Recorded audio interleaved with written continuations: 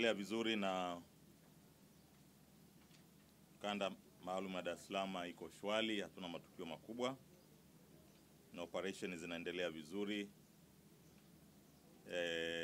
Lakini operation ya kukamata watu wanaokaidi kuhama katika maeneo ya bondeni imeendelea vizuri.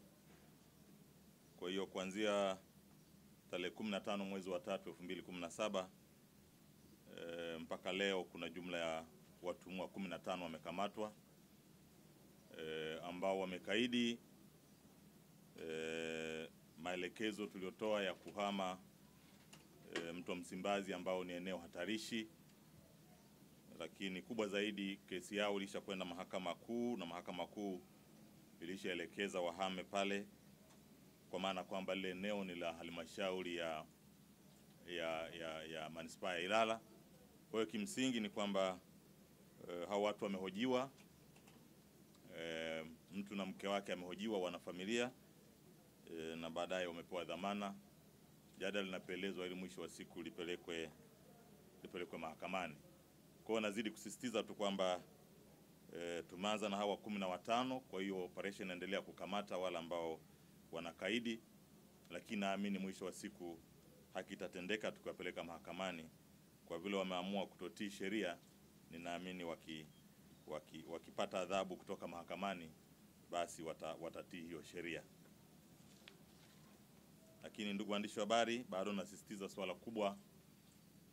Jana nilikuwa kwenye mkutano mmoja huko Tegeta A, imejitokeza baadhi ya watu aidha kwa sababu zao binafsi au kwa sababu za kisiasa wanakataa kabisa kushiriki ulinzi kushiriki kwenye vikundi vya ulinzi shirikishi.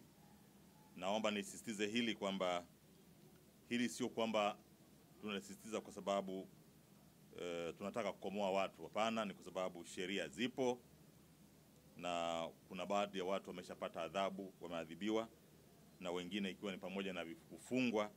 Kwa hiyo bado nasisitiza tu kwamba ulinzi wa umma, ukiangalia Katiba ya Jamhuri ya Muungano wa Tanzania nafikiri ibara ya 46 na 47 inazungumzia sana swala la ulinzi wa nchi yetu ni ya sisi wenyewe. Ulinzi wa nchi hii ni ya Watanzania wenyewe.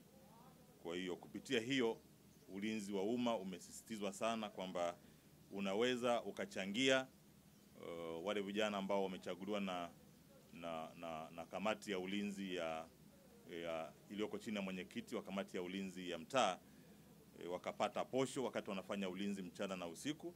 Lakini pili, unaweza ukaamua na wewe kulinda moja kwa moja, kwa maana kwamba zamu zinapangwa na mwenyekiti wa serikali za mtaa. Hizo zamu zikipangwa, kwa hiyo kila mtu ingarao mara moja mara mbili kwa wiki anakwenda kulinda. Na kama huwezi kwenda kulinda moja kwa moja, ina maana kwamba unachangia hiyo fedha ambayo mtakuwa mmekubaliana chini ya usimamizi wa mwenyekiti wa serikali za mtaa. Kwa hiyo mwisho wa siku kiasi hicho kinachopatikana, wale vijana wanafanya ulinzi basi waweze kupata posho.